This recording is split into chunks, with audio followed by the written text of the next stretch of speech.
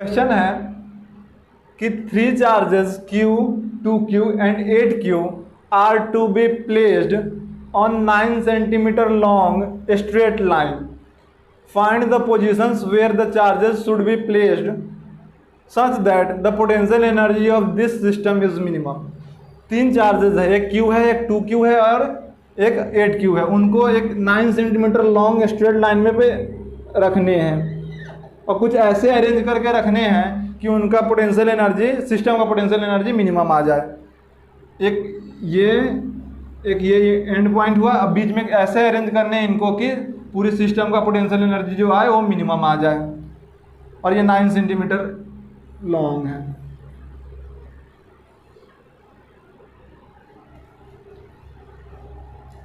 तो एक रूल है कि फॉर कॉन्सेप्ट है ये कि for minimum interaction energy charges with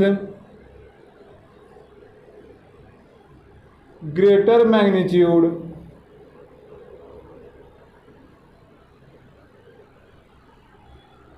should be placed at extreme end. For minimum interaction energy, charges with greater magnitudes should be placed at extreme end. इसका मतलब कि जो ग्रेटर चार्जेस है मैग्नीट्यूड का, तो मतलब एक 2Q हुआ, एक यहाँ पे 8Q हुआ, वो दोनों एक्सट्रीम पोजीशन पे चले जाएंगे, मतलब दोनों एक्सट्रीम एंड पे चले जाएंगे। हम लेट कर लेते हैं कि इससे x दूरी पे ये स्मॉल q होगा, यहाँ पे स्मॉल q होगा। कितनी दूरी पे? यहाँ से लेट कर लेते हैं x दूरी पे, और ये 1 सेंटीमीटर में है तो ये यहाँ से यहाँ तक की हो जाएगी 9 - x।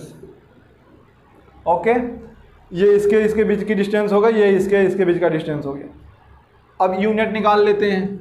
यू आ जाएगा अपना टोटल यू कितना आ जाएगा k 2Q Q upon x plus k Q 2Q 8Q upon 9। और क्योंकि ये सारे के सारे सेंटीमीटर में हैं तो हम इंटू 10⁻² लगा देंगे, इंटू 10⁻² लगा देंगे, प्लस के ये Q और 8Q upon 9 - x into 10⁻²। Okay, common ले लो इसमें से, तो कॉमन आ जाएगा अपना KQ² into 10⁻²।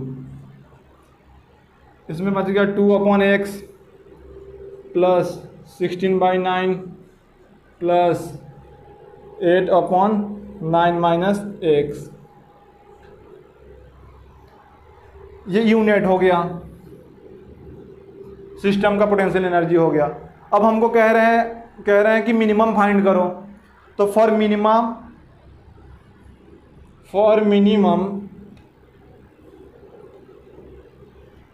du upon dx 0 के बराबर होना चाहिए। तो du/dx निकालेंगे और 0 के इक्वल रख देंगे।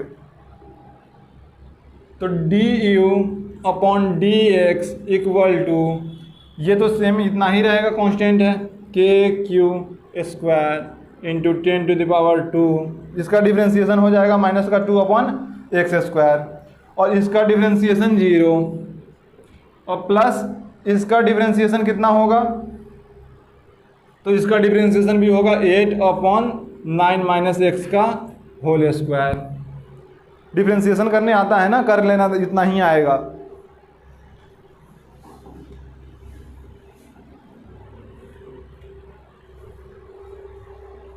हमको du अपॉन dx को 0 के बराबर रखना है, तो 0 equal to KQ² into 10⁻² -2 upon x² plus 8 upon 9 - x का होल स्क्वायर। अब एक ये प्रोडक्ट और दूसरा ये प्रोडक्ट, दो चीज़ों का प्रोडक्ट अगर जीरो है तो इसका मतलब या तो ये पूरा जीरो होगा या तो ये जीरो होगा। पर ध्यान से देखो, ये तो कांस्टेंट है, जीरो हो नहीं सकता, तो इसका मतलब ये वाला पार्ट जीरो होगा, है ना। तो अब तो ये ऊपर लिख लेते हैं, इसको इरेज करते हैं बस थोड़ा सा।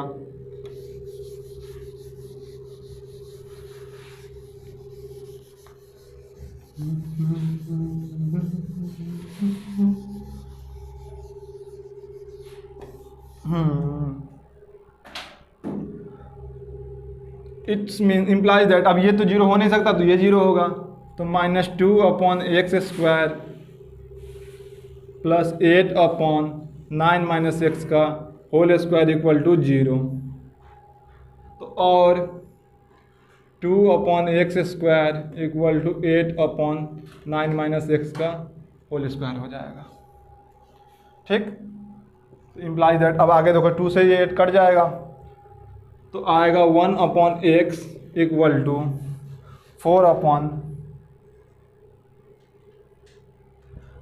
4 कटा, 4 को करेंगे तो 2 निकलेगा, 2/9 - x का।